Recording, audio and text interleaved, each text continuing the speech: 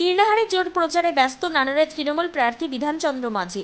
বিধানসভা নির্বাচনকে সামনে রেখে বৃহস্পতিবার নানুর বিধানসভার কীর্ণাহার 2 নম্বর অঞ্চলে নির্বাচনী প্রচারে অংশ নিলেন নানুরের তৃণমূল প্রার্থী বিধানচন্দ্র মাঝি।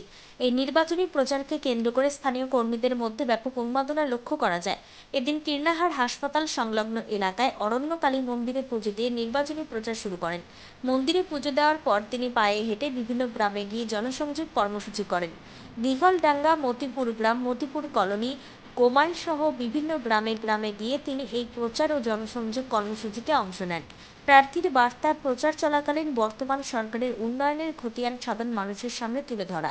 তিনি গ্রামবাসীর দুয়ারে গিয়ে তাদের অভাব অভিযোগের কথা শোনার পাশাপাশি আগামী দিনে এলাকার আরও উন্নয়নের প্রতিশ্রুতি। কীর্ণাহার থেকে অনুকূল গড়াইয়ের report, crime press Bengal news. আমরা দেখেই বুঝতে পারছি মানুষ স্বতঃস্ফূর্ত ভাবে হাজার হাজার মানুষ আমাদের সঙ্গে পায়ে পা মিলিয়ে বিভিন্ন গ্রামের জনসংযোগে যে আমাদের সভা সেখানে আসছে। স্বাভাবিক, যেটা বলেছিলাম যে 4 থেকে আপনারা মিলিয়ে নেবেন যে চারিদিকে শুধু জোয়া ফুল দেখবেন আর বিরোধী রাষ্ট্রকে সর্ষে ফুল দেখবে, যেটা আমাদের সভাধিপতি কাজলাম আছে। এবং আমাদের বীরভূম জেলায় যে 11টা সিট আছে 11টাতেই আমাদের জোড়া ফুল পড়বে। সভাধিপতি না থাকার কারণে কোনো সমস্যা দেখে মনে হচ্ছে কি সভাধিপতি না থাকার সমস্যা? দেখুন, কাজলদা না থাকাতে এখানে 7 অঞ্চলে 1700 কাজলদা তৈরি হয়েছে। প্রত্যেকে কাজলদার সৈনিক, আমরা নিজেরাও প্রত্যেকে কাজলদার সৈনিক।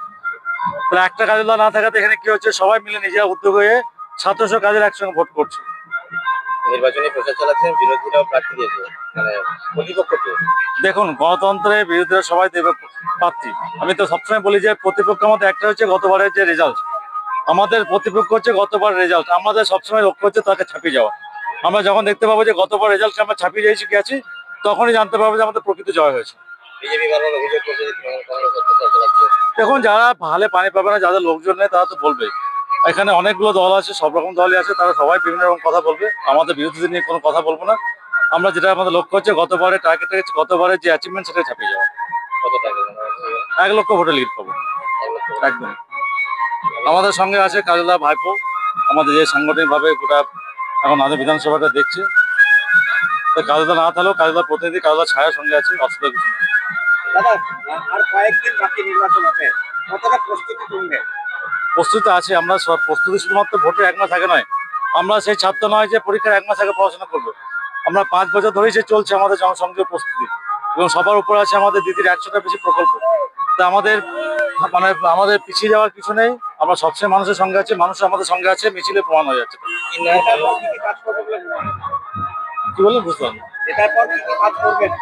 দেখুন, জেতার পর আমাদের কাজ হচ্ছে যে মমতা বন্দ্যোপাধ্যায়ের যে প্রকল্পগুলো আছে মানুষের, যেগুলো এখনো পর্যন্ত যারা বঞ্চিত আছে তাদের বাড়ি বাড়ি পৌঁছানো। আমরা জানেন যে 2 লক্ষ কোটি টাকা আমাদের কেন্দ্রের কাছে পাও না। সেই টাকা যদি আমরা পাওয়া যায়, তাহলে যে মানুষগুলো এখনো ঘর পায়নি তাদের ঘর দেওয়ার ব্যবস্থা করবো। যে ড্রেনগুলো অবস্থা খারাপ আছে সেগুলো ব্যবস্থা করবো। কিনারে যে হাসপাতালে একটু সমস্যা আছে সেটা চেষ্টা করবো ঠিক করে। কিন্নার মানুষের দীর্ঘদিনে যেমন স্বাস্থ্য ব্যবস্থা নেই। আমরা দেখবেন আমাদের যে ম্যানিফেস্টো সেখানে কিন্নারে ভালো হাসপাতালের কথা বলেছি।